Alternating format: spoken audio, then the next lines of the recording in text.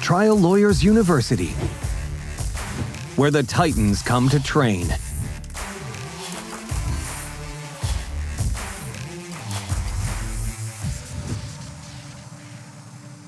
Produced and powered by LawPods.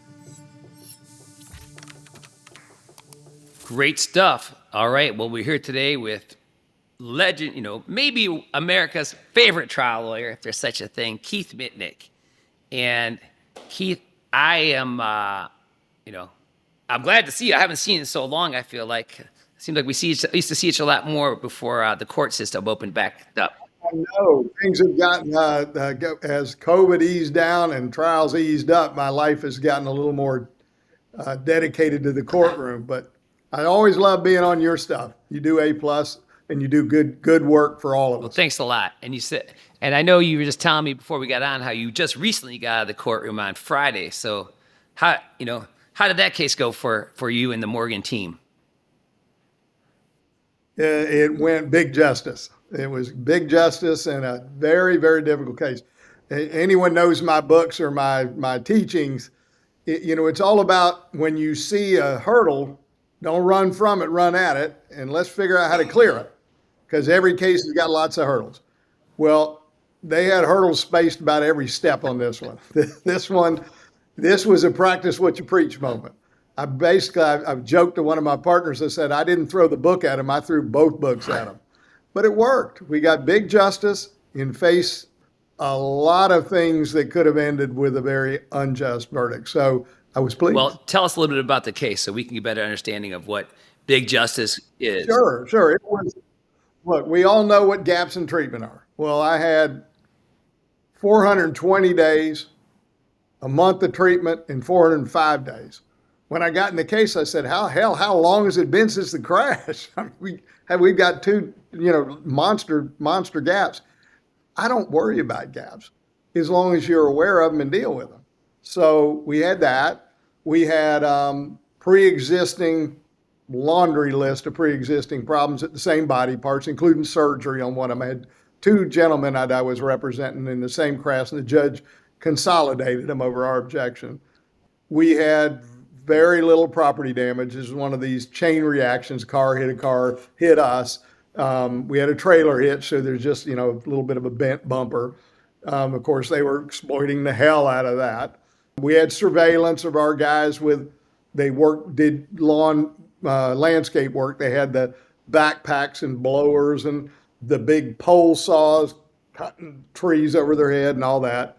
What else? They had, the medical records had some entries that the defense was all excited about, making it sound like they had all this chronic pain before, when the truth is they were really doing pretty well in spite of pre-existing before. We had a client who went to his, we call them CMEs here, the one that the doctor, the spine doctor, the defense hires to say it's just a sprain strain. And he was nervous there and had some other parts bothering him, didn't mention the main part. So they were making a big deal. When he said, what's wrong with you, didn't mention the low back. So we just, and I'm sure something else will pop in my mind, but if you can think of the list of problems, it wasn't a big MRI case for us. It was less showing them on a film. Here it is. We had some of it, but not as strong as usual. We didn't even have a treating radiologist with us. And you put it all together, and the defense didn't offer peanuts.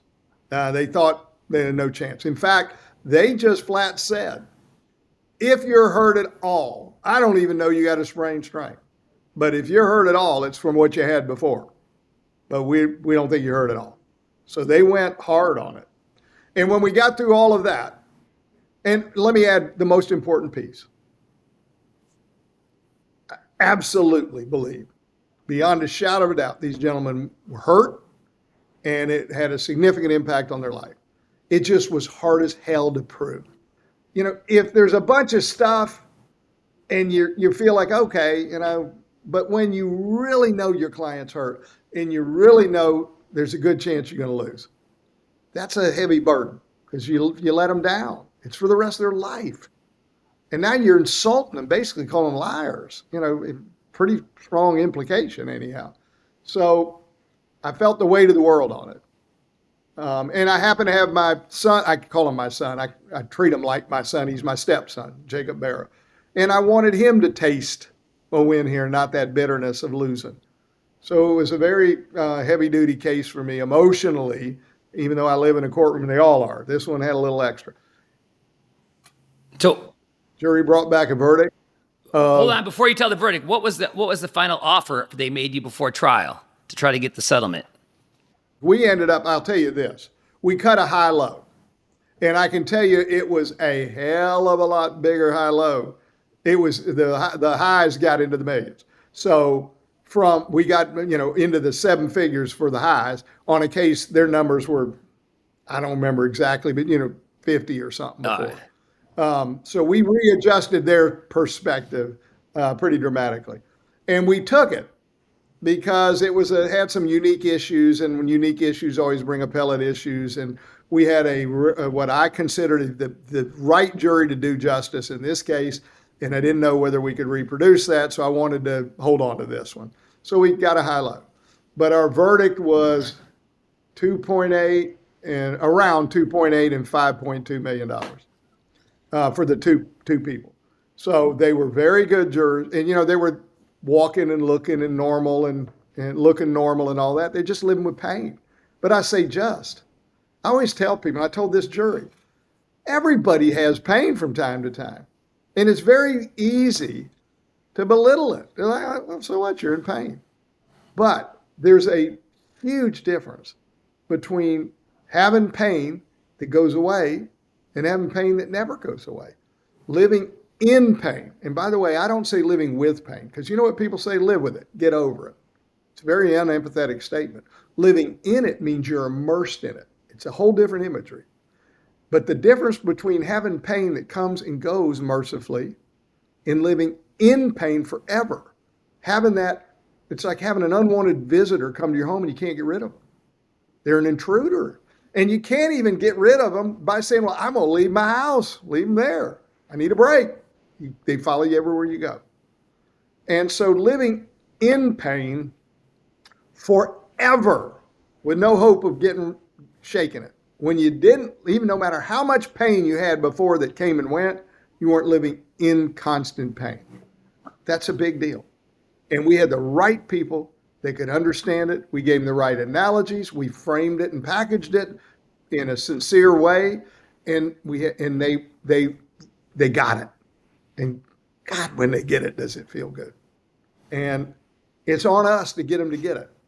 Jurors know in their hearts. I don't teach them something they don't know.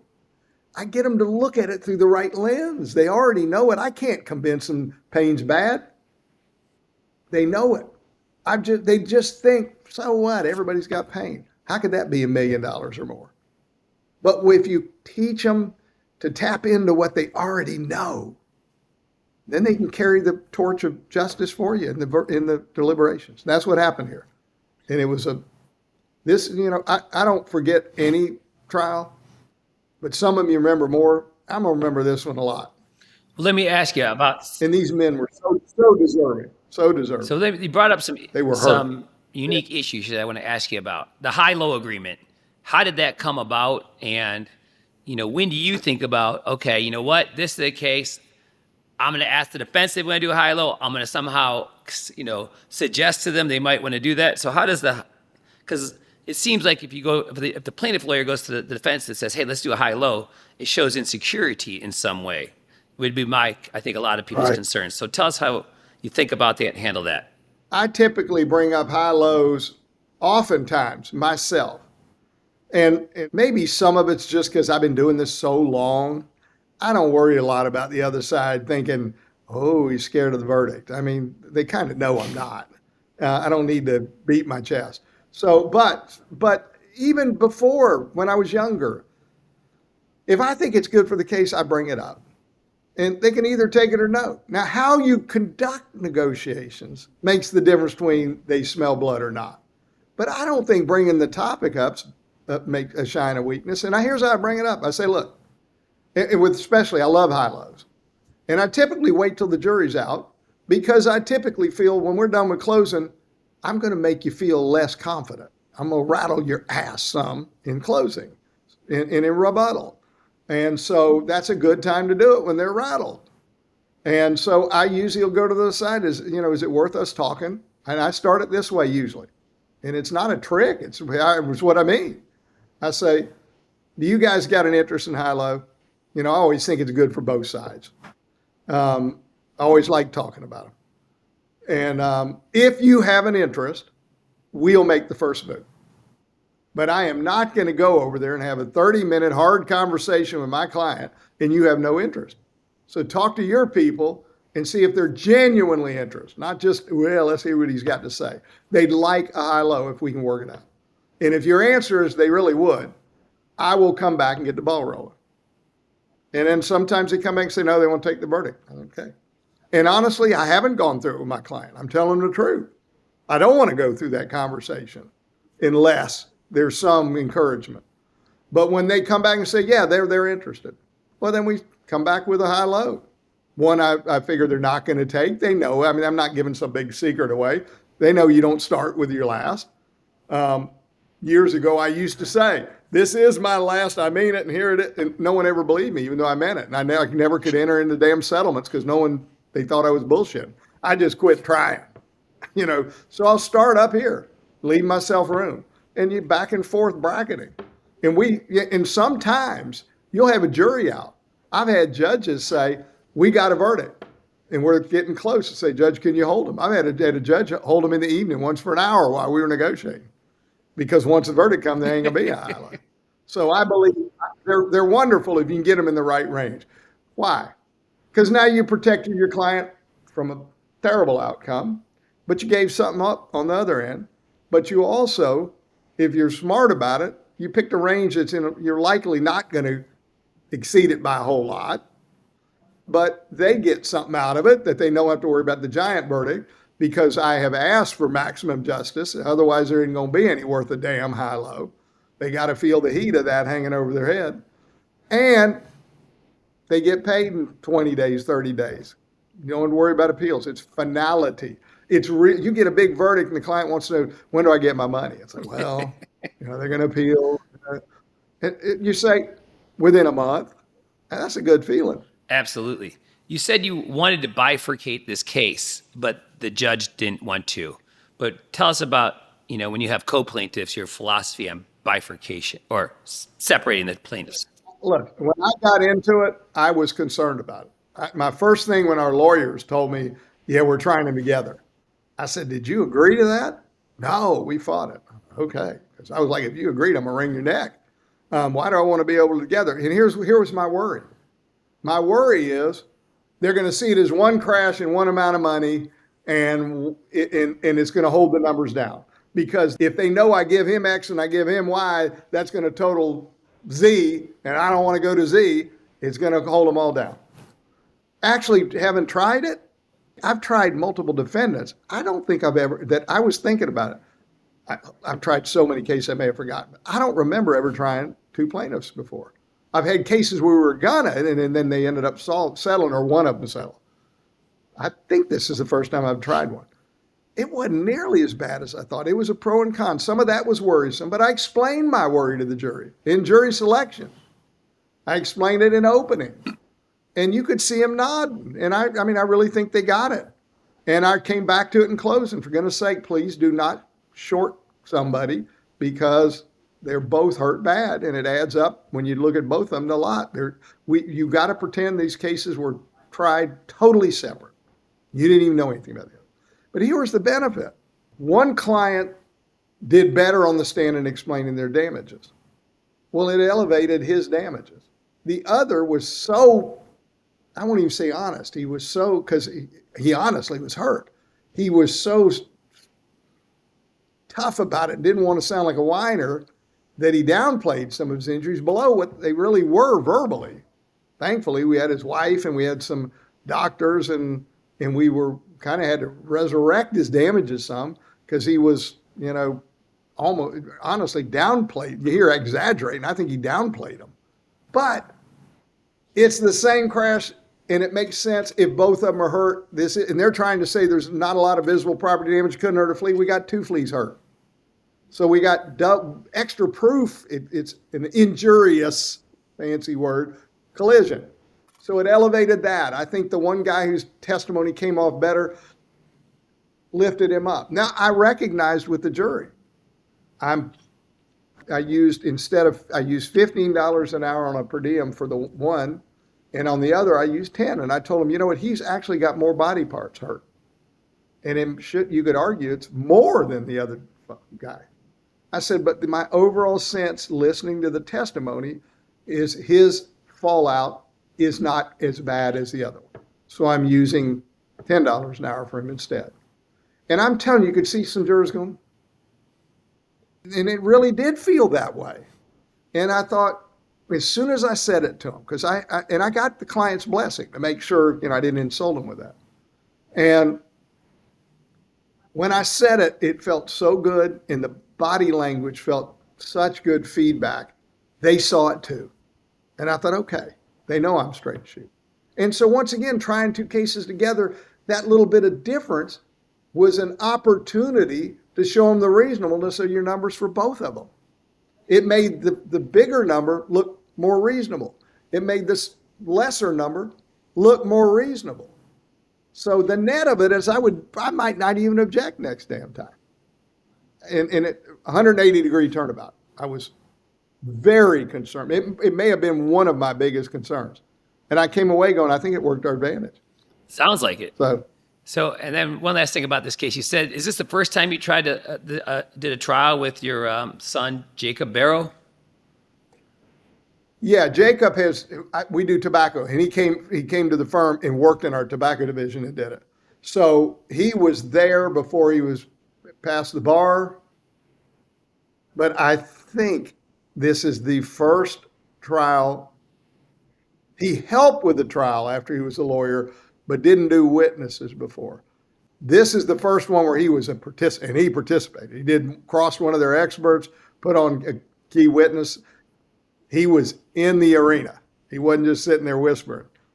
And I'll tell you what I enjoyed, because I teach by saying, I'm not a mean teacher. I don't say, you idiot, why'd you do that? But I do say, you did this good, you did this good. Let me tell you how you might do this different. And I was doing it the whole team, wasn't just him. He did so damn good. Honestly, I don't know I had anything I told him he could do better. And I damn sure would. I wouldn't skip over it. He's too important to me. I was so proud of him. But other folks I had things to say to.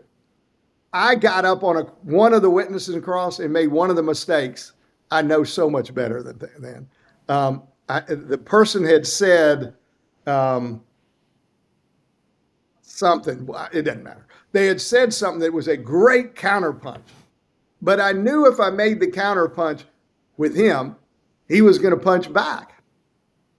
And I'm doing closing in about an hour. So the time was to hold your powder and bring it out in closing, and it would have huge impact, and he couldn't water it down.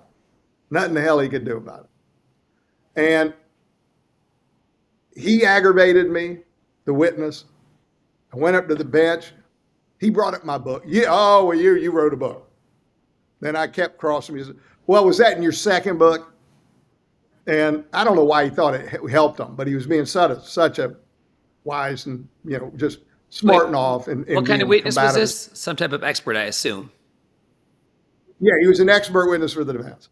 An angry expert witness. He jumped out of the witness box and came down to show the jury something like, like he was charging me. He wasn't, but it felt that way. And I'm not one to charge. So things were getting heated. And then he finally says, oh, he's a famous med mal lawyer. I mean, can you imagine? This is all going in front of the jury. So I finally had enough. I've been putting up with it. And I remember Rick Friedman told me back before I wrote when I was in the process of writing the first book, you don't want to put anything in there you don't want to be told in front of a jury or a judge because they're going to do it to you. And he goes, I don't worry about it because it gives you some authority, but they're gonna. It was the first time I've actually had one do it in front of a jury. But the last smart ass comment, I was pissed. And look, I'm going to be 65 in February. I get cranky sometimes. And I was not being Mr. Polished lawyer. Now I'm pissed. And you at this point in career ought to be able to control it. But we approached the bench And the outcome of the bench conference, let's just say, was unsatisfactory.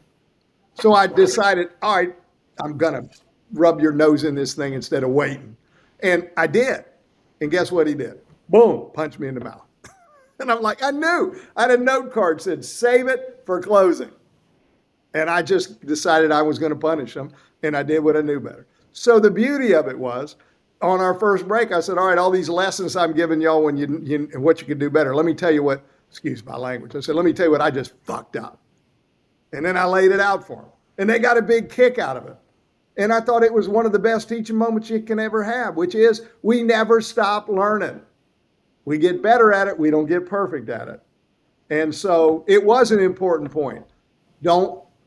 Some points feel good, save them for close. And I didn't save it. I couldn't help myself. I was mad at myself because it backfired.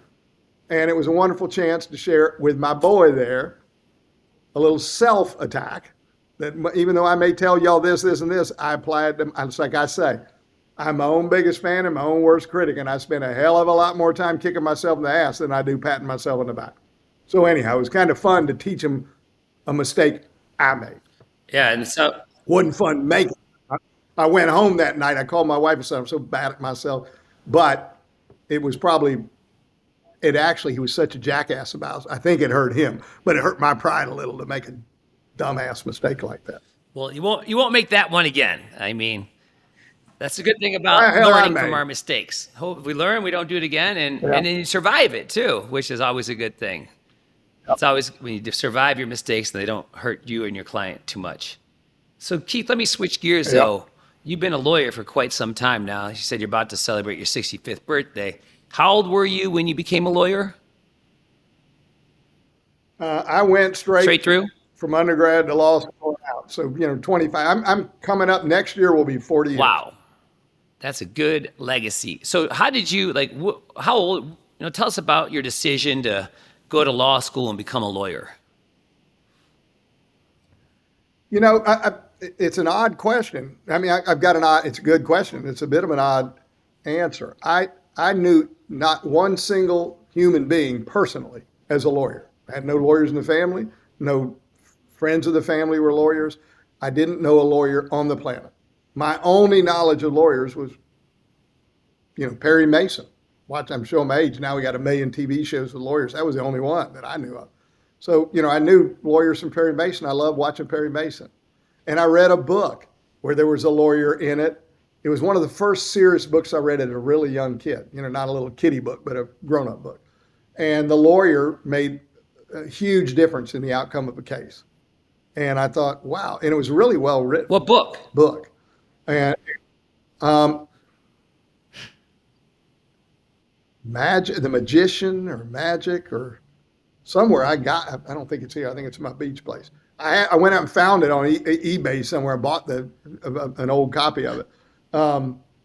But from the whole thing was this lawyer had a profound impact and someone didn't like the impact. And then they needed a lawyer and went out and hired him. And that's how the book ended. And it really it touched something in me. So I don't know whether it was that book or Perry Mason, but it sure as hell wasn't anything else because I didn't know what it was all about, didn't know anyone. But my mom, who's a guidance counselor at another public high school, was told by the guidance counselor at my high school that after I'd become a lawyer, they bumped into each other and said, Joanne, I have an old note from, it's like elementary school, where I always ask, what do you want to be? Said a lawyer for Keith. And I'm like, I don't even remember wanting to be a lawyer back then, but I can tell you what I remember from, let's say, middle school on. I remember if you said, what do you want to be? I'd say a lawyer.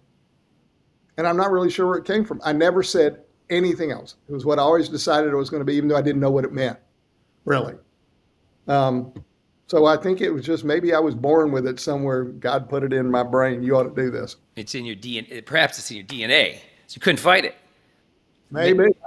I don't know. I don't have any lawyers in the bloodline that I know of, but for whatever it was, I'm glad I had that inner voice telling me to do it because there are a whole lot of other things I could have done I'd have been lousy at. thank God I stumbled on something. I actually have some natural leanings that way. Well, when you were 25 and you first became a lawyer, now tell us about, where you started working in your journey to, where you're at with Morgan and Morgan now, because everybody's, it's so interesting. So many different people's journeys to, where they are today. Because if I'm talking to them, they must have made it somewhere pretty significant today, but nobody starts out there. So tell us about your journey. No, I started with some lawyers. I worked for a professor of mine in law school, doing research for him, making $10 an hour. He was a gruff guy, never friendly, one of the smartest people I've ever known. Was Brian Pandish your professor? Not the most. I mean, that was a perfect description, except he's actually friendly. He just takes a while to get to know him. Yeah, if you put some friendly in there, maybe. But this guy wrote Moore's Federal Practice. He was clerking for Judge Moore when they were written, and he claims he wrote them or did most of the work on them. And because of that, he was called in on high, complex, jurisdictional venue type issues in federal type cases as a consultant. So he knew lawyers all the way around the country. That's why I went to work. Everyone said if you can get in with him, he'll get you a job. So I said, I want to go back to Orlando. I want to be a trial lawyer.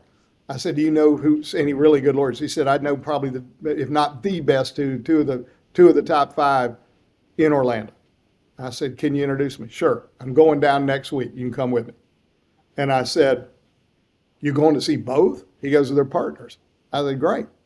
I said, what kind of, are they white collar criminal? Are they, he goes, they don't do criminal, they're civil. And I said, I want to be a criminal lawyer. He goes, no, you don't. He goes, there's some great criminal lawyers, but by and far, the percentage wise, the better trial lawyers are civil. I don't know if that's true, but that's what he told me. I said, well, tell me, what do they do? And he said, you dumbass, you're not paying attention in class. So he said it, and I said, oh. And I was like disappointed. I want to be a criminal lawyer because it's all I knew. But I said, okay. I said, what time are we leaving? He goes, we're flying. I'd never been on a plane in my life. And I'm scared of heights. And I'm thinking, and I didn't have any money. I mean, my parents are school teachers. I can't pay for a plane ticket. I said, I'll just drive down. He goes, oh, for God's sake, I'll pay for your ticket. I got on the plane. And I thought, what if I freak out up here? I can't handle it. And that was fine. It didn't bother me. So we fly down. I meet the 2 guys. He pulls them in another room at some point, tells them some nice things about me, apparently. So they hired me for the summer. So I clerked with them for the summer. They hired me at the end of the summer when I got out of law school the next year to come back. I never interviewed for anyone else on the planet. And thank you, that gruff old mean professor of mine who's now passed. And we're not like we were friends after that. He used me, I used him, and we went our separate ways. But he changed my life. Because that introduction, those 2 guys were the greatest mentors. Not easy mentors, but great. One of them did all PI, and he was it's 10% talent and 90% hard work, and you look under every rock and every stone, and you outwork them, and if you don't, you ain't worth a shit. So he taught me that.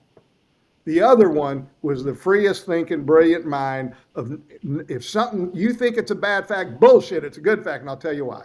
And if anyone's ever read Don't Eat the Bruises, they're going, that sounds like what you're doing. It is. I learned it from him. And I think, honestly, as much as I love him, and he's passed too, I think I gotten better at it than he was, and he was pretty good at it. But he started me down that path. And so those 2 guys, and he did more big-time civil litigation. So between the 2, I could not have a better mentorship. Just could. And I tried my first jury trial with them 2 months out of law school. 4 months out, I tried my first by myself car crash. I tried my first med mal case by myself 2 years out. So, I mean, I was trying cases when the ink was still drying on my bar license. So, and trying it with great lawyers watching and learn. And I tried a case, there was no carrying my briefcase. You do this, I'll do it. We just split the trials down the middle. And they'd tell me what an idiot I was if I didn't do it good. And they'd say, not bad if I did, good. And then I watched and I learned and I got cursed out and we did it. And so it changed my life. In fact, honestly, I'm here today doing this. I wrote the books. Every chance I get, I try to do some brushstroke written or verbal or something, in large part because of those two guys. Those two men changed my life. It wouldn't have been the same as a lawyer, but for them. And I know not everybody gets that experience. And I feel an absolute commitment to pass that on as best I can. I can't be a hands-on, come to trial with me and do like they did. But you know what? The next best thing, if I got something I can share, I'm going to share it because someone shared it with me. So I started there. And then ultimately at some point, one of them died. And then at one point, I had an opportunity to go have my own firm. I left. It was one of the hardest things that I ever did. It was like getting a divorce from the love of your life. Wait, hold on. So let me ask you though, And then, how long were you with your mentors before one of them passed? the one passed, he had got cancer. When I said I tried my first solo med mal case at 2 years out, it was his case and he had cancer. I said, I can refer it out to someone else, or if you think you're ready, you try it. I can't go. And the other one had a big commercial case going, he couldn't go. And it was a small firm as us. And I said, I got this. And I went and tried it. He was dying then. So by 3 years out, he had passed. So you tried the case your mentor was the plaintiff and you represented him in the med mal case on a failure to diagnose cancer? No, Okay. no, I'm sorry. It was his trial that he was going to try for as a I got lawyer. it. Okay. I was just slightly confused. And he was unable to. Got it. He was it was not his case. There was he just got cancer. There was nobody to blame for his nightmare. But so anyhow, so then I opened my own firm, and then Morgan came along and said, come over and teach us to really try cases, lead up trials for us. And for 4 years, I said no. Wait, how long did you have your own firm for? Because having your own firm, anybody that has their own firm knows what a nightmare it is. And especially anybody that loves being a lawyer. You know, for people that just went to business school and they just love the numbers and crunching numbers and everything's just a number and a statistic. That ain't me. Right, but they could run a firm. That ain't me. Because they could be objective about data. You talk about, run the numbers, and I can run numbers. I can tell you what a per diem is for a damage. I can tell you what 40% is, 1/3. Those numbers I can run. Yeah. The rest of these numbers drive me nuts. I'm not good at it. I don't like the business side of law so much. I'm not good at it. I could be. I just hate it and won't spend the time on it. But, people were sending me cases, and I was trying cases in my own place. I bought a building, and it was small, but it was nice, and I was having a blast. But I hated that side. But Morgan wanted me to come over there, and he was starting. He wasn't where we are now, and he's advertising, and that was back when advertising made you cringe a little, and I just wasn't going to do it. But I was watching him starting to grow and take over the world, and I thought, I'm going to be respectful. And plus, he's one of the most entertaining, great guys you ever meet in your life. So every year at Christmas, he'd take me to a restaurant, and we'd go have dinner, and he'd say, come on, and I'd laugh, and I'd say, man, I love you. Maybe someday, but not now. And after 4 years, I finally did. And I tell people I have one regret. What the hell didn't I do it on year one? I got rid of the nightmare of running my own place. I got free to just try cases. And I've got a lifelong friendship with Morgan. And while I'm not smart in my money, he is, and he's guided me to make some smarter decisions. So, hopefully someday I'll be comfortable and retire. And so he's been a godsend as a friend, a mentor, business-wise, and giving me opportunities to go. I wouldn't have tried tobacco trials in my own firm. You drop $300,000 on a case where you got a less than 50-50 chance of winning, and they're going to appeal it till you're an old man. I couldn't have done that. But, I went over there and got to take on the cigarette industry and whoop their ass about it. I lost to them, but I whooped them up, some big whippings. And, and it started building my own personal mark in a new way, beyond just people saying this guy's good at what he does. So he gave me opportunities to change the world. Those meetings where he finally convinced me from a professional perspective,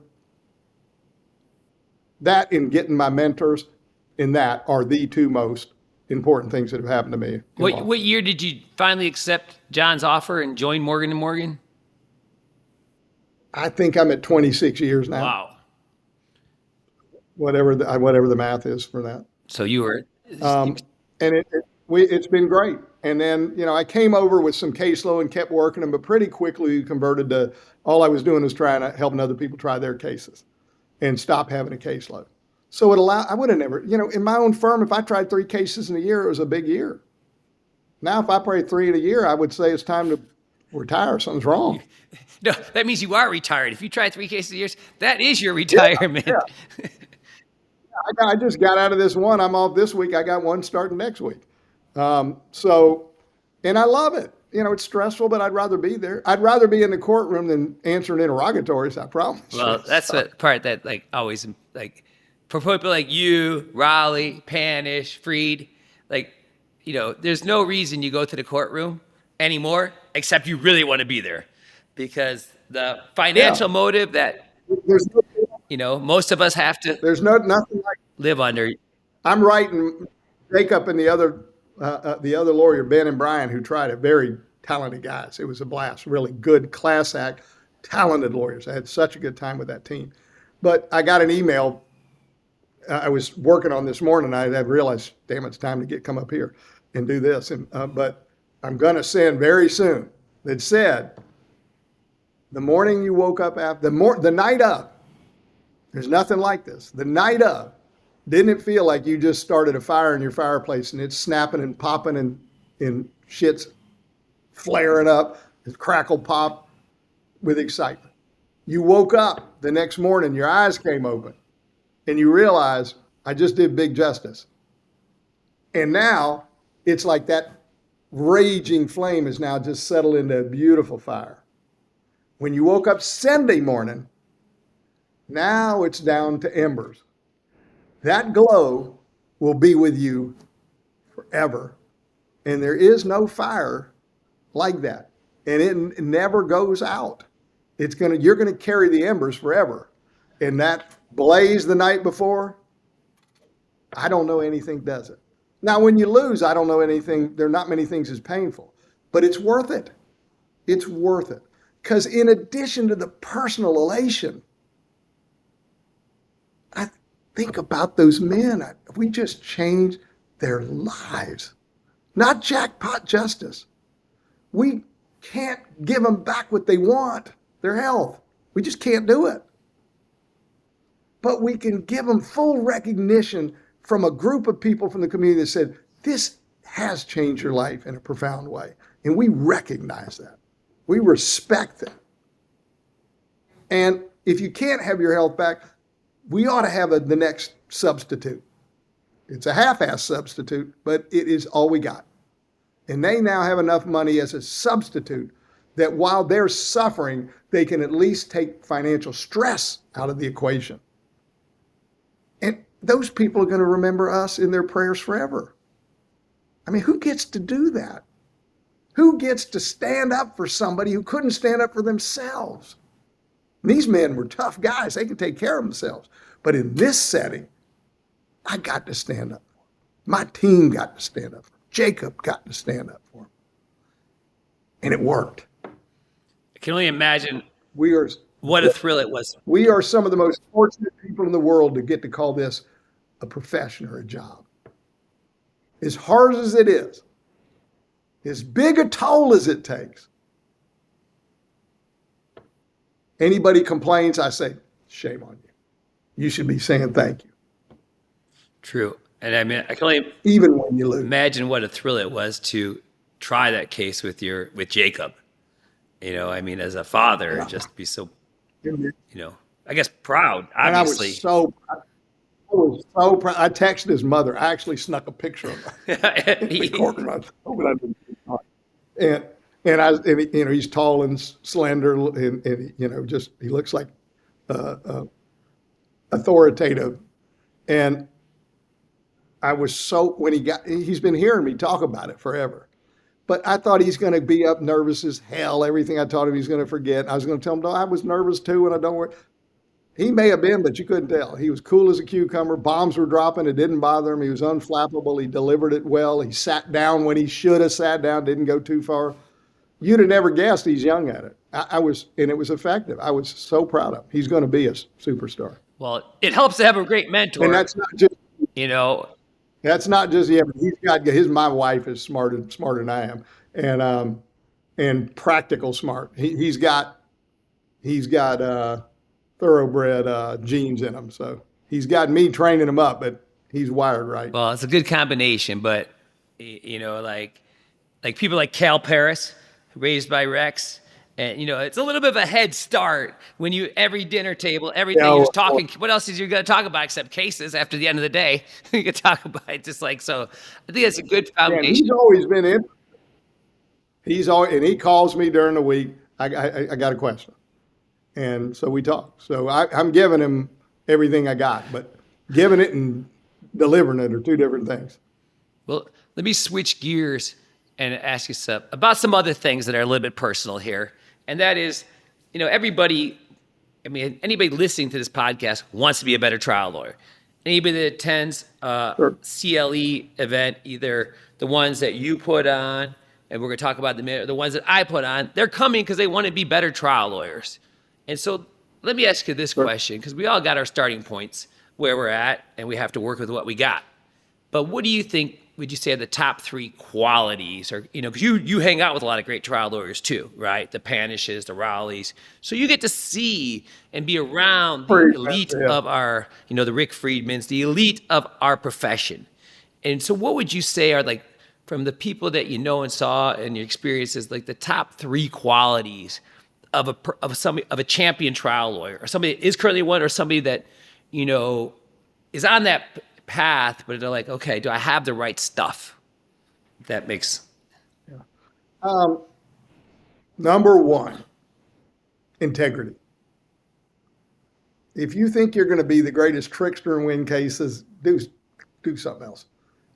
Everybody I know that really succeeds at this does it from the heart, straight shooting. They bring integrity in the courtroom. They win because they're right, not because they can figure out a way to win when they're wrong. So integrity in front of the jury and with clients and in every phase of your life. So everyone I know is good at it, has integrity. And the great news for that is, if you're coming to these seminars and you care enough, I bet you already got that one. You don't need to learn it. Your parents gave it to you. You're born with it. It's who you are. But we all know everyone doesn't have it. So that is the number 1, being able to be at peace with your integrity and don't feel like you have to sacrifice it because of this career. Just the opposite. You need to celebrate it. Second, and you've heard it a million times, but there's no, this is hard stuff. So you've got to have that tenacity to work hard, and it's a tenacity that includes the work ethic, and there's a bit of managing fear. I almost said fearless, and that wouldn't be accurate. Anybody says they're trying a case and I'm fearless, there's something wrong with them. They're either a sociopath or they're not telling the truth. I'm scared the closer I get to verdict, the more scared I get, because I know the pain that's coming my way if it doesn't come my way, turn out my way. And that doesn't get any damn easier. It haunts you for the rest of your life. And that's a scary, scary thing. So it isn't about being fearless. Tenacity is the willingness to do what it takes as far as the hard work, stay up late, do whatever it takes. Go to Trial Lawyer University and put in the hard work. Put in the hard work getting your case ready. Put it in the middle of trial. That's tenacity and the ability to manage fear. Fear will do one of 2 things. It will either paralyze you or it'll motivate you. Use it as a blowtorch. I'm scared of losing. What else is it I can do to give myself the best chance of that not happening? It's highly motivational. Or you can just be, I'm settling on my case, I'm scared I'll lose. Manage your fear so it becomes an engine for justice, not something that derails justice. So, integrity, tenacity. And then the last part of it is, I call it balance. This job, you have to figure out the balance of it, the equilibrium. Let's call it equilibrium. This career takes chunks of time, soul, probably longevity. It's a taker. It is a hungry beast that we do. You got to figure equilibrium. You got to figure out a way to be all in, not half.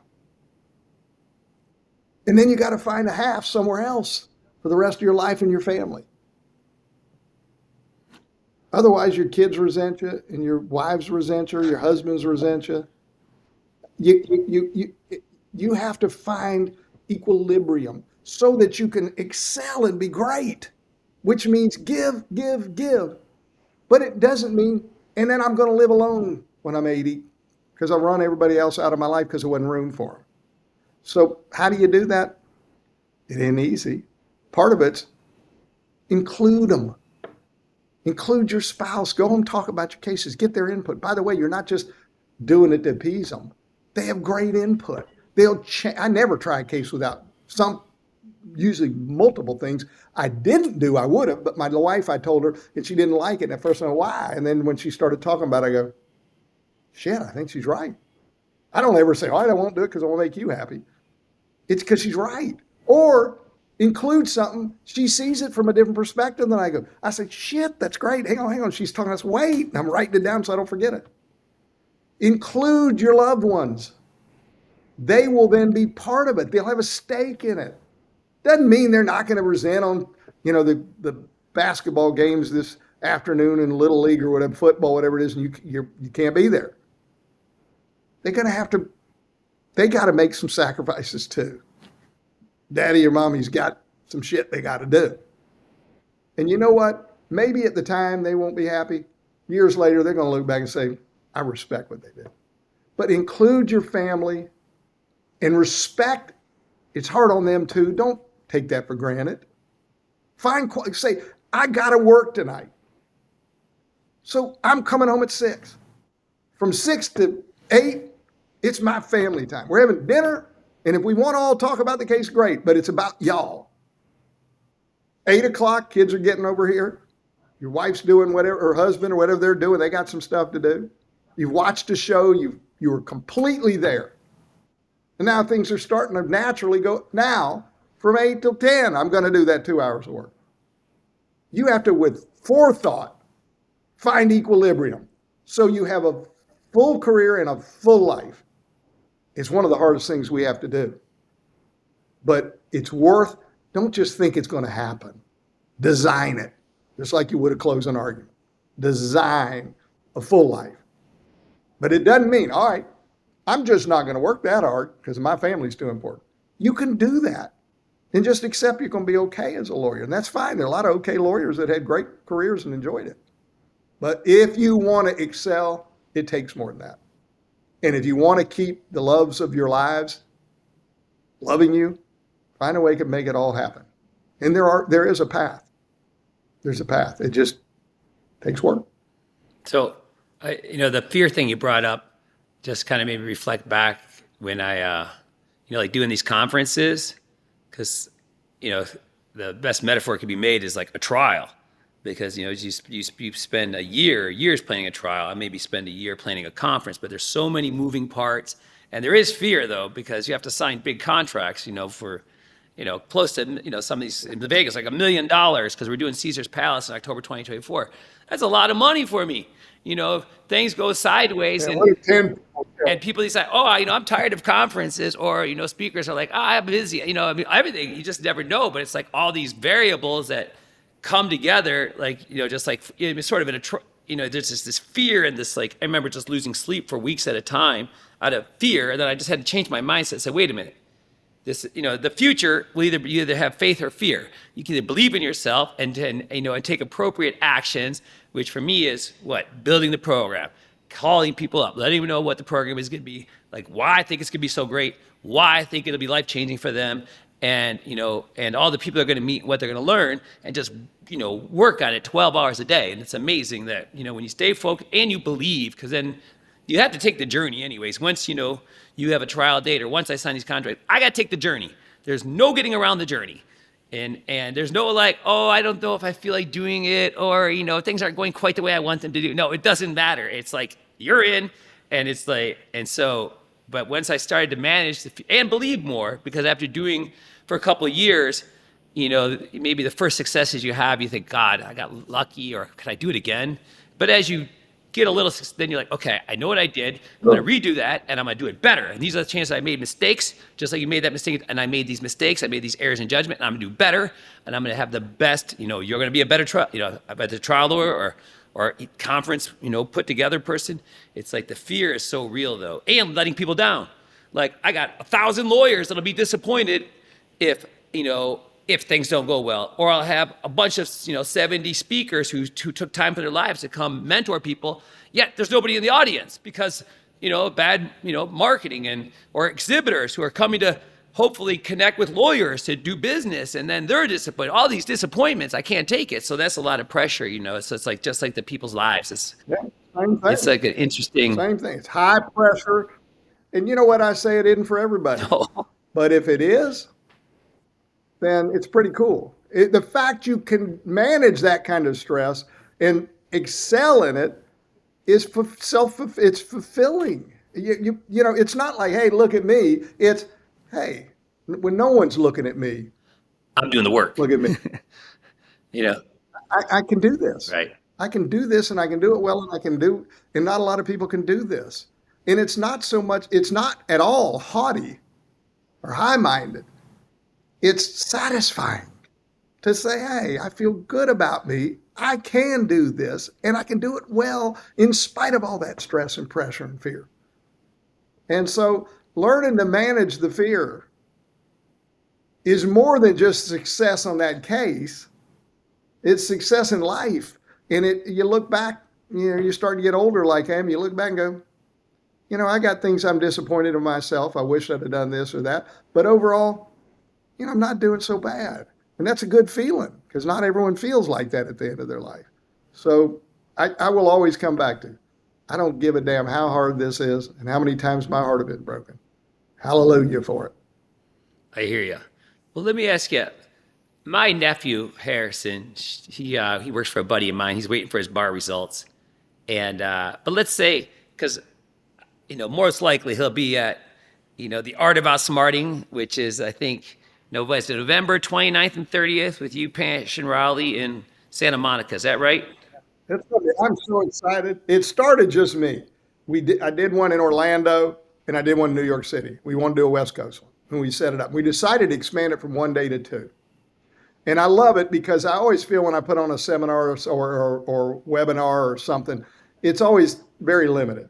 And that gave me a whole day to spread out. And I felt, if you're going to give of your valuable time, I want to give you something that made it worth your while. And if I want to give you something, I don't want to give you one thing. I want to give you everything I can get, and to have all day I could do it. And that was the whole idea behind it. In the New York event, in the Orlando event, great successes. I felt very good. I accomplished what I wanted to. But we decided, let's spread it out over 2 days. And then I got thinking, over 2 days, I can fill 2 days with talking to you. But human nature is, you start getting tired of the son of a bitch after a while if he's the only one talking.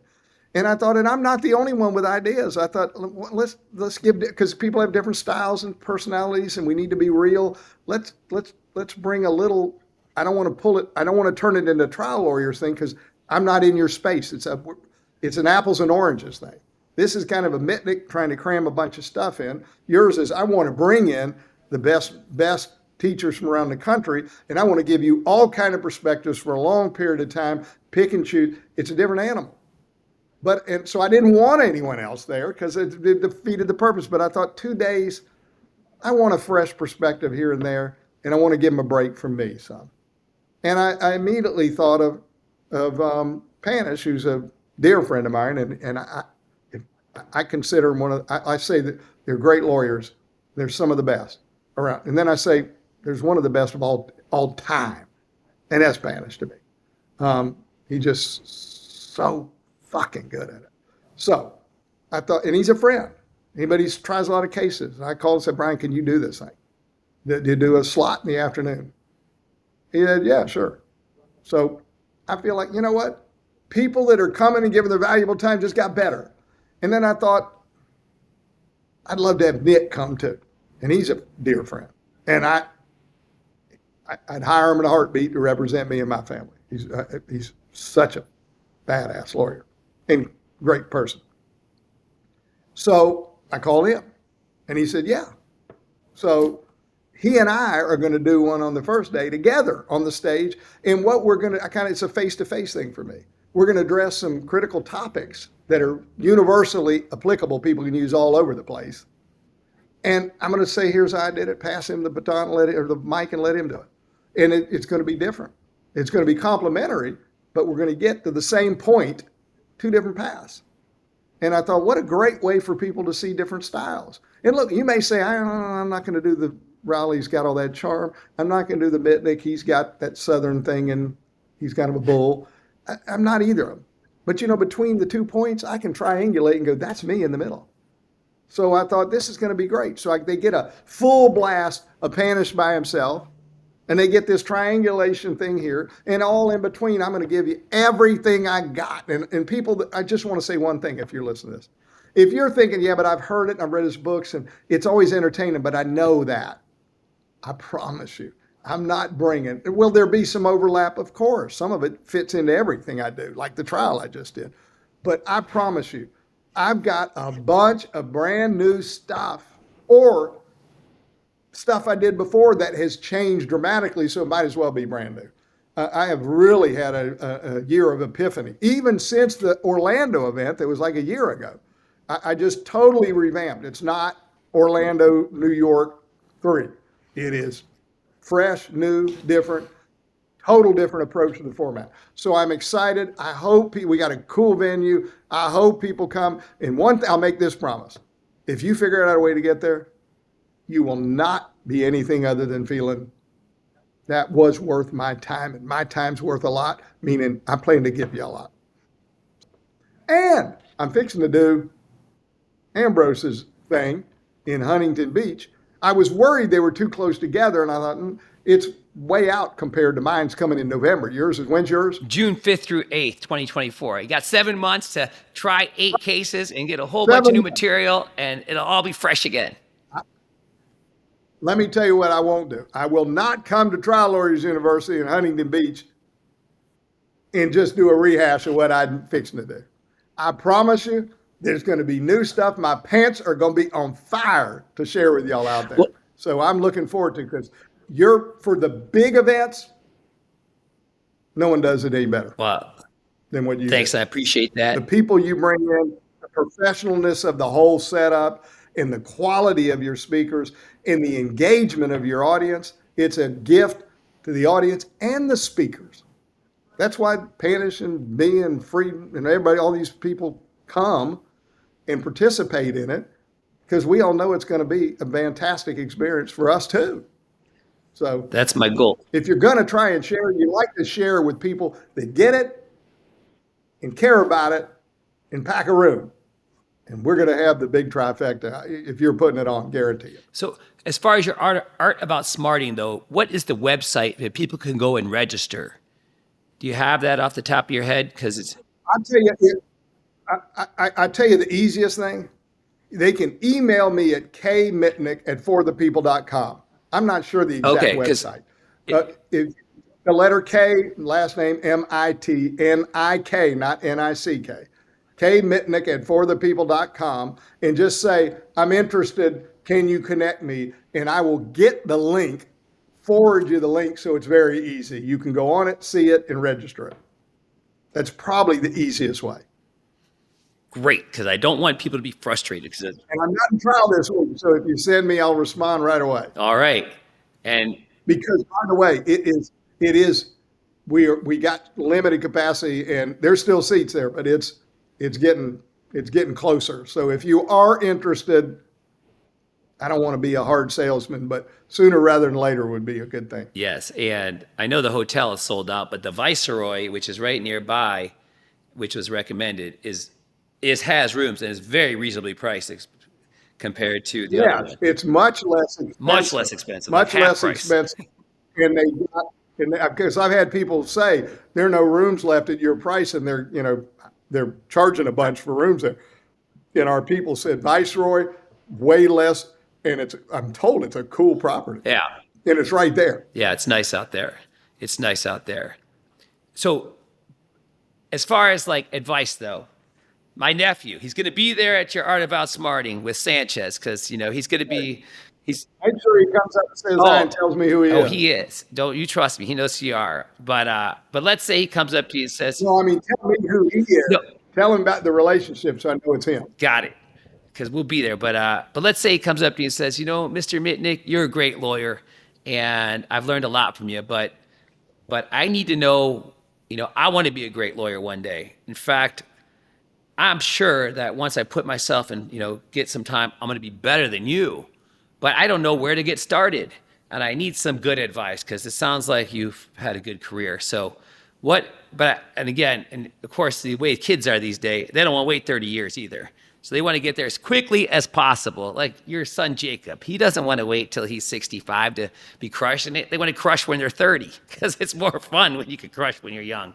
So what advice do you give them? Listen, not nowadays, I didn't want to wait till I was 30 either. None of us did. So, but what advice do you give a young lawyer?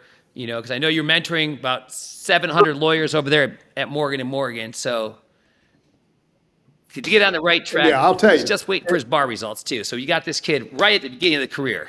Cool. I love it. They're the love of my life. The young sponges that have talent, I would rather spend time teaching them to try a case. And that's saying a lot. I get such joy out of watching that process. And I'm hoping someday I have people out there that say, like I did my mentors when they're passed on, boy, they made a difference. I know they're going to say it about you, Ambrose, because you're doing it at such a mass level with what these programs you're putting on. But anyhow, the advice, I got to go two paths. One of them is what I would call, well, let me start with the fear factor. But it's easy to say, don't be scared. Okay. Well, it's like telling me, don't be scared to stand up and play a guitar and sing in front of people. I'm scared as shit because I don't know what I'm doing and I don't want to embarrass myself. And you can't tell me not to be scared. I'm going to be more scared. But I'm going to give you a little piece, and then I want to bring it back to something more practical. The practical is what I would call repetition done right. Repetition done wrong is maybe worse than no repetition. It's got to be done right, but repetition lowers the stress level because your mind starts to feel comfort. It becomes like muscle memory, and then the stress comes down. And so, well, let me just start there. Then I'll go back to a little bit of peace of mind stuff. Repetition done right. I don't golf anymore. I gave away my golf clubs, 30, maybe more years ago. And here's why. I sucked. And I don't like sucking at things. I was a good football player. I was, believe it or not, a pretty good basketball player. I actually started on my team, not because I could shoot. I couldn't shoot for shit. But I was the middle linebacker on the court. If I was guarding you, you were going to suffer. And got too many rebounds for a guy that was under 6 foot. But I was used to being good at stuff. I was a good student. I did golf. It's one of the few things I've ever done I didn't give a shit if I was good at. We were just going out in law school. I'd never done it. We just were going out drinking beer and racing around in the cart and having fun. I'll leave it at that. And anyhow. And then I did it a lot. And so I got a bunch of bad muscle memory. I didn't do anything right. I did it with gusto and had fun, but it wasn't worth the shit. Then I got out of law school, and all my friends I was golfing with were good to some degree. They were, to me, good. They may not be good to someone who's really good. Some of them are really good, scratch golfers, but most of them were just, they would actually hit the ball and it would go down the fairway straight. I never did that. And so I started feeling like I was aggravating to them because I was slowing them down. I was so bad, it was annoying. And now suddenly it wasn't just out getting drunk and having fun. I'm now not having fun. So I thought, Mitnick, go take some lessons and learn to do it right. Well, I'd done it so many times wrong. I started taking lessons. I got worse because now all I'm doing is thinking about it, trying to relearn it all. And I finally gave my damn clubs to one of my good friends. I said, here's a spare set if you have company. And I haven't swung, other than a putt-putt with grandkids, I haven't swung any club since. The golfing world is better off. But what did I do wrong? What if I'd have taken those lessons when I started? I'd be golfing today. It's repetition done right. So if you can come and listen to me speak or read my book, or you go to Dan's programs, or have Dan's teaching methods that he uses, where you're doing it over and over, but you're doing it under the guidance of doing it right, like that golf instructor. Then once you get it and it starts mentally kind of clicking, where you don't have to think it so much, now it becomes yours. Now's when you take off. And you don't have to wait till you're 30. But it isn't going to happen first time out. You got to pay your dues some. You got to do the practice and the hard work. But do it right and do it early. Because suddenly, someone who's been doing it 15 years is going to look at you who's been doing it 3 years and go, what the hell? Where'd that come from? This is a fucking trial lawyer. So it isn't a long haul. But you can't short the process. The process has just got to be done. But the beauty is the old way was try one case a year, and when the hell are you going to get all the repetition? Now there are ways to get repetition. Dan's a primary one. There are not a lot of ways, but they're there. And you got people willing to share like me or Rowley and Panish and Friedman, and I can go on, who are sharing, maybe not in the hands-on back and forth like Dan's program, but they're giving you tools so you have some peace of mind. So take advantage of the process and all the parts that are available to you now. They're a lot more available than there was when I was coming up. I just landed with people that gave me the process. Make the process, find the process, make it work, do the work, do it hard, do it with commitment, and do it right. And you're going to get there so much quicker. But don't be impatient be impatient for God's sake, but not to the point you skip the process. Or you're going to be me giving a golf bag away years later. Don't be that one. And so that's the main one. And the other piece of it is this, and I've said this before, but I want to share it with you, on managing the fear. And I know I can't say it and take it away, but I can give you a perspective that might lower the heat a little. You still got to work the process. And it's this perspective. We judge ourselves, especially as baby lawyers, by watching guys been doing it forever. You watch something with me, you go, wow, how am I going to do that? Well, you're not going to do it like that now. I didn't do it like that when I was your age. But so then the answer is, well, what business have I got representing my client if I can't do it like that?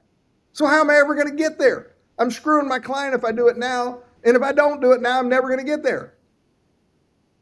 Well, here's the answer. Number one, you can do it ways like with Dan where it isn't a real client yet. And that's a beautiful path. But there's another path.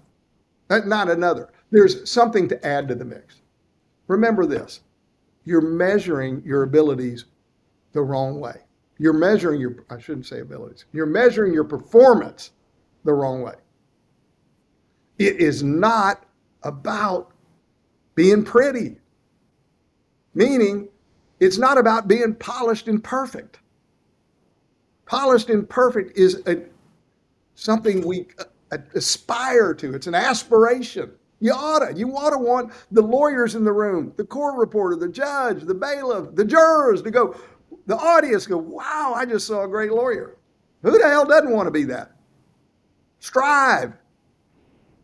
But all of that is for you. And you're not there for you. You're there for the client. And how do you serve the client? By delivering a winning package with sincerity and integrity and honesty. You got a straight shoot and bring a winning package. And here's the beauty. You can be nervous as shit, stumble, stagger, voice go high, forget where you're at, have to look at notes, all the things that you would not watch as a lawyer and go, woo, I'm impressed. And win big justice all fucking day. Because the jury likes a good show, but at the end, once they get in panel and everyone stands when they walk in the room and stands when they leave the room, and they start feeling the weight of this thing we call justice. It starts meaning something to them. And so they're not going to, they like the entertainment, but they're there for serious something. They're going to be with them for the rest of their lives. They want to get it right. And guess what? You know how much stress and pressure there is of performance anxiety when you're preparing the package? None. The bright lights of the courtroom aren't on. The jury isn't there. No one's watching. You got all the time in the world, and you have time to access people who have been there and figured it out, can help you create the winning package. You say, here's how I think we ought to present the case. You go, no, let me tell you this. You talk to someone else. I like that, but next thing you've massaged, worked, reworked through it, out, started over, and now I got a winning, unassailable package. And I could do it young because I didn't have to do it alone, and there is no stress of performance. You're not performing, you're preparing. Then you walk in court and you deliver the package and you stutter and stammer and have to read some of it. And no one gives a shit because you just delivered a winning package. They're not going to say, that all makes sense, you ought to win, but I'm going to screw you because you stammered. They're not going to do it. In fact, if you're young, stuttering, and stammering, it may help you. You're charming. They're pulling for the underdog. You're adorable. I know you want to be a Doberman, not adorable, but for God's sake, embrace being a sweet Chihuahua for a while. Everybody loves Chihuahuas. I'm sorry. Wrong. I don't like Chihuahuas. Those nappy things. Wrong dog. Wiener dogs. Everybody loves them dogs. That's true. Chihuahuas bark too much, so they can be annoying. Yeah, I said I don't like Chihuahua. I love dogs. I see a Chihuahua, they look like little rats to me. I'm sorry to all that have. Yeah, they got mean teeth. A lot of them purr all the time because they're so tiny. They got horrible breath. Horrible, worst dog breath ever. So I meant to say wiener dogs, them dachshunds. They're just goofy and lovable. Anyhow, my point is, embrace your lovableness. You'll be a killer one day. And by the way, don't ever lose your lovableness. But my point is, long way to say, it's not about being pretty or polished. It's about the package, and it's about you delivering it with the truth on your side. And they can tell you mean it. Your heart's in it. You believe it. You brought your belief. And you know how much you need to learn about having integrity and shoot straight? Once again, just like preparing the package, there's no stress. You don't have to learn integrity. Just don't lose it. Hold on to it. Celebrate it in the courtroom, be it. So if you take those two principles, you're ready now. So long as you access people that can help you with the package, because you probably aren't ready to do the package. Read my books. They're going to help you do it. Talk to other people, because other people I don't want to be right, I want to get it right. Get your package, and then walk in there and give yourself as much peace of mind as you can. I know it's easier said than done. That if I'm not doing it polished, it's okay. I'm not going to do it polished. I'm setting the bar, delivering the package with integrity. And everything else at this point is beyond my reach, and that's okay. I want to get there. I don't need it to win, which means I don't have to choose between, I don't want to screw my client, so I'm not going to try cases. I need to try cases so I can learn to be good. You can try the case and your client will get great representation. You just aren't going to be on Dan's show.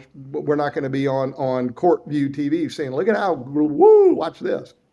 It's okay. You get a verdict for your client, or you give them the best, a really good shot at it because you did it with integrity and a winning package. You done your job as good as I would do my job. Or Nick Rowley, or maybe not Payne, or Friedman. I mean, because that damn big booming voice, you can't, none of us are going to have Panish's voice. But anyhow, my point is, it's not about being pretty. It's about being real and being ready. And then repetition the right way. Long answer, but you've asked a question that goes to the heart of something that matters deeply to me. And like in today's world, though, I mean, I always, I always say it's the best time to be a trial lawyer because if you don't get to greatness, there's no reason except you chose not to do the work, period. Because, there's obviously your books, but like on TLU On Demand, my platform, every live event, whether it's, the first Vegas event you came to, that was 8 tracks and, of lectures and 20 workshop tracks. And then the second year we had the same another 8 lecture tracks. And you did the Panish program last year in Marina Del Rey. And I've done, this program in Huntington Beach twice. And all of these conferences are recorded and they're all on TLU On Demand, every lecture and over like 325 webinars on, from you, Rowley, Dodd, Little, Page, McGinn. I mean, there's so many great trial lawyers that have shared so much knowledge and it's available at your fingertips because it's all in an app now too, instead of having to sit in front of a computer. So, as far as getting the knowledge, the base, that's there. And, there's this book called Peak by this guy named Ambrose, which is really about the science of high performance. And it really, what you're talking about rings true because he talks about, applying the principles of deliberate practice to master something. And with trial lawyering, it's a little more difficult because there's really no consensus on the skills that one needs to acquire to become a great trial lawyer. But, I had the privilege of sitting here in this chair for a couple of years during the pandemic as it ebbed and flowed and get mentored and get to study the greatest trial lawyers in the country. And what I realized from doing that is, you really need 3 things to become, to get a big verdict. First, you need a good case, right? You got to have a good case that's been put together well. Because not to be political, but I always say this isn't Trump world. You can't just make facts up and expect him to be believed. But when you have the good case, then you need trial strategy, which is, we learn from reading books, listening to people like you and Panish, hiring trial consultants, doing focus group, trying cases. You get that 1,000 pieces of evidence, whatever it is, and you got to whittle it down to 100 and then put them in the right order and question everything right. But the thing that I found that all the great trial lawyers really focus on, which you talk about, is their connection with the jury. It's all about the jury. And, whether the jury, when they talk about the reactions to you and they nod and they get it, that's the whole game is the connection game. And that's what I really started working on because connection is a subtle thing in front of a jury because they know you want something from them. And most people are a little nervous and it's hard to connect when you're nervous. And you use this golf analogy, which I just found so because I'm just learning to play golf and it's not easy. And I go out there and I practice a few times a week and you talk about learning the fundamentals. You're talking about learning it right from the beginning, like how to hold the club, how to stand and what a proper swing looks like and having a correct mental representation of a proper swing. And then picturing that every time and doing it over and over and over and over until you can do it without thinking, which is where you need to get any skill set to, so we can do it without thinking. And, talk about the skills of connection, which is, I think appropriate eye contact, facial expression control, because they're always staring at your face. And what's it telling them? Slowing your voice down so that making sure they can process it. Your hands are so important when you're talking to people because naturally they move, but when people are nervous, they do these fist crunching things and all this weird stuff. They don't even realize until somebody records them. And so, people that want to learn these skills, there's places to learn these skills now. I mean, I've been developing this myself for 40, I think I've taught this 3-day course I developed 43 times. So I feel like I'm getting good at this, teaching these skills. And I get so excited because, we do it once a month at my place here in Vegas. And it's just so exciting when you see a transformation of a person in their confidence, in their calmness. And because so much of it is that, and just getting the foundation and practicing, but doing something deliberate when you're practicing, not just getting up there and whatever, shucking and jiving, but being focused. And, it's just so important and to get a good mentor. And it's not easy. Hard. It's hard work. Look, when I was growing up, You could go read Mo Levine, and that was about it. Right. There just wasn't a lot. Now the resources are They're fantastic. like, And go take them in and then figure out what works for you. But you got to have some structural, you got to approach it with structure and purpose and repetition. yes, And you're right. In a courtroom, that connection with the jury is everything. everything, Everything. everything. You got to make the eye contact. You got to be aware they're watching you all the time. Every move you make. When you're up at the bench with arguing something sidebar, you think they're not watching? If it's going bad and you're up there going, Right. they're seeing you getting your ass kicked. If you're getting your ass kicked up there, be just happy and smiling while you're thinking, Judge, that's bullshit. You know, they're watching. Right. If you're going to object to a juror question, you're in a state where they get to write out questions and you're objecting, don't be up there animated. They're going, he's fighting my question. You want to be nodding, yeah. And if they're, by saying you can't ask that, Judge. And then if they're objecting and they're animated, take a step back. Let the jury have a clear line of sight to see them up there arguing about their question. When you walk, you object. You know how you object. If you knock the thing over the table over, the mic over and scream, yeah, they know something really bad's happened. You know, sorry, Judge, I hate to interrupt, but can we approach? You know, you don't want to object leading.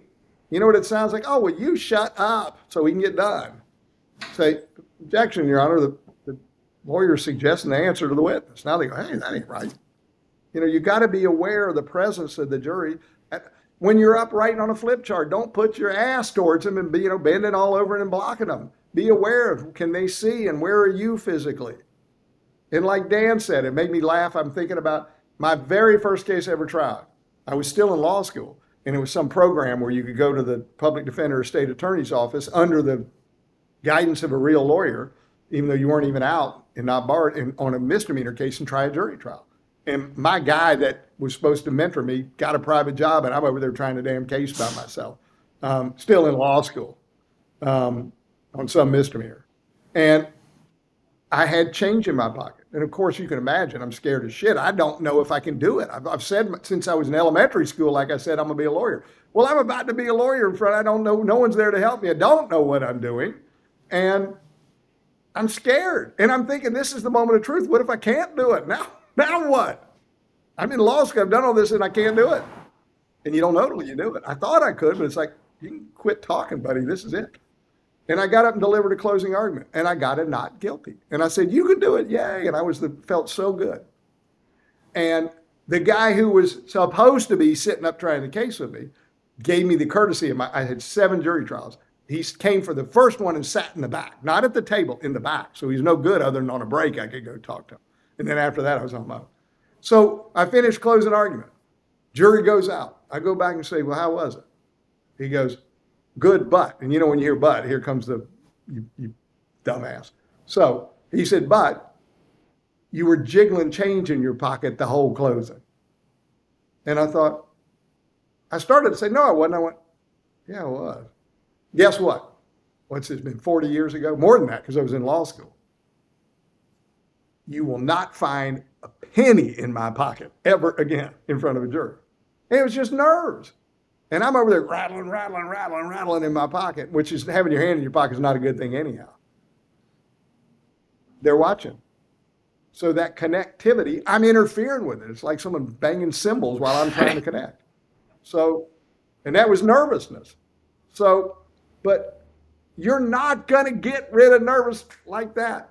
But if you, with purpose, repetitive, and you come in and say, I don't have to be perfect. But I don't have to be perfect to make eye contact. I don't have to be perfect to be mindful. I don't want to be making the wrong gestures. I'm a flapper. And I'm always saying, unflappable. They do something, they cheat, I want to knock the table over and beat their ass on the way to the bench. It's not right. I've had to teach myself, no matter how mad I'm on the way, unless I want the jury to see I'm mad. That's different. But if I'm on the way up and I want to be in control, unflappable, and I'm a flapping son of a bitch, I am consciously today, 40 years later, saying unflappable. And I will make myself walk slower to the bench rather than charging up there because I'm in control and they can't hurt me. That's just an awareness of who you're speaking to. That's that connectivity. And connectivity isn't just eye contact. It's a recognition you're always being watched. And you want to communicate why you're being watched the right thing. Now, you're going to be perfect at it? Hell no. Hell, I knew they were watching me when I lost my cool with that damn expert and asked the question I knew not to that gave him a huge free shot to punch me in the nose. I know better. That's the other thing. Strive to be good at it. Don't strive to be perfect at it, because you're not. And guess what? I'm 40 years into it. I'm still learning. And guess what? That's not bad. To me, what if I just had it all figured out and I just keep doing it over and over and over? That'd be zero challenge. That wouldn't be Boring. I reinvent. That's why I say this thing I'm doing coming up in Malibu. It's not Santa Malibu. Monica. Where the hell are we? Santa Monica, we've been another to beach Ferris city, wheel, right near Ferris wheel. Malibu, down the A1A. So, but that's why I say, please don't say I saw you in Orlando or New York. I don't need to see the same thing again as much as I enjoy it. It ain't gonna be the same thing. You know why? Because I don't stand still. That's the fun. He's gonna teach you. I'll teach you. Others will teach you. And you're gonna get good at it and you're gonna love it. And then you're not gonna hit a plateau and say, all right, I got good at it, but that's it. You're gonna keep getting better at it and changing it. And so all the way to when you finally say, I'm done, you're going to be, it is such a never-ending journey of improvement. And who doesn't like getting better? Oh, it is exciting. It's most fun to get better. And, and from, a teaching perspective, or like I'm more of a guide for the most part, but to help people find the information, find the access, improve, win. There's nothing better than watching people win or being somewhat contributing to their journey of being a winning trial lawyer. Because we know what being a losing trial lawyer feels like. And we know the difference of being a winning trial lawyer. And it's like night and day between the two. And don't forget, on a side note, October 16th through 19th, 2024, we're doing Caesar's Palace. That's going to be like the first one you came to, but I'm much better at organizing these things because we have this, because Caesar Palace is it's an older casino here, but it's just been remodeled. Actually, I can see it out my balcony every day because I live in Vegas now, across from the Strip. So every day I see the lights of Vegas and see Caesar's Palace and visualize what that event's going to be, because that one's going to be, because like Huntington Beach, that's going to be 4 lecture tracks and 7 workshops. And last year we had 550 people there. So I think this year will probably be closer to, a little bit bigger than that. I'm guessing maybe 800 or so, maybe more. Well, if you're coming too, then we're going to expect at least a 200-person boost. And then then we got the other superstars. I'm going to come and bring the hottest. I'm going to bring the hot off the press. Yes. Oh, I know. I'm excited. And, your buddy Raleigh and Panish and just so many great trial lawyers coming to teach and to learn. And that's why I really like these programs when people really want to, the programs really come to learn. And it's not just some of the programs where people just use it as a vacation because they sign up for the program, but they never actually attend the program. There's usually like 20 people in the class, even though 500 have registered, that we don't, people come to our thing, so they really want to learn it. So that's exciting. It's like my partner, John Morgan, says, he wrote the book, You Can't Teach Hungry. You have an audience of hungry. Yes, and so we need to feed them constantly. So we're going to feed them in Huntington Beach, June 5th through 8th, and then Vegas. And I was going to say, so triallawyersuniversity.com is where to find all this stuff, at one location. And I'm looking forward to seeing you live and my other friends, because Nick Raleigh and I go way, way back to 2005. Old school been together. 2005. We were roommates at the Trial Lawyers College. Somehow they put us together, and that was an interesting combination. Think about that. That was 18 years ago. And then Nick invited me to come watch him speak at CALA, Consumers Attorneys of Los Angeles, back in like 2013, 2012, because it was his first time speaking there, and he was very proud and excited about it. And I'm like, I know nothing about this world, right? I'm a criminal defense lawyer in Michigan. I'm like, what the fuck am I gonna do there? He's like, just come on, man. It's gonna be so much fun. And I'm like, fine. And so I came out here and I like, wow, this is a lot more fun than being a criminal defense lawyer in Michigan. As soon as I saw these people, I met some friends here. I'm like, I got to move to California, somehow be getting to this game, because the game I'm playing, you at least you had a good mentor who told you, don't go into criminal law. It's heartbreaking, He saved me. and it doesn't pay, and it's so stressful. Like the civil stuff's stressful, but when you look at a person you think is innocent and charged with like a child sexual abuse or something like that, which is like the most horrific crime a person could be charged with, boy, it takes everything you got, and it's just. But anyway, so I'm just glad that even though it took me a long time to find the civil world, I think I was 45 when I moved to California. I'm glad I found it. I'm thankful for Nick, thankful for you, and Panish. I got to become friends with him during the pandemic. Such wonderful people. So it's been a real blessing, and I appreciate it all. So I appreciate. Yeah, well, you've done a service and are still doing a service to people, and all of us appreciate it. And I look forward to seeing you at your event and everyone else there. And next month in November, I hope if you're not signed up, you think about coming, because I promise I've reworked this thing. It's going to be fresh. It's going to be new. And it's only going to be the stuff that I believe hearing it and applying it to your own styles can improve your chances of winning.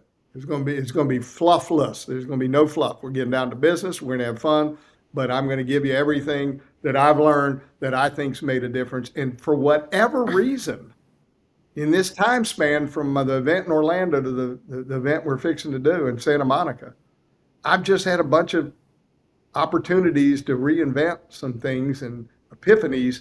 Some of them I'm like, how the hell didn't you think about that before? But they're ones I'm so excited about it. Our lawyers in our firm are sick of hearing me talk about it. They can't shut me up about it because I know I don't want to talk about it for the fun of it. I know it's going to make a difference between them winning and losing cases.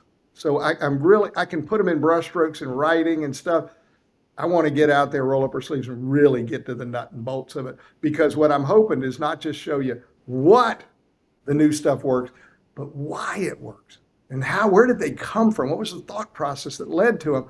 Because I really think I can get that out there.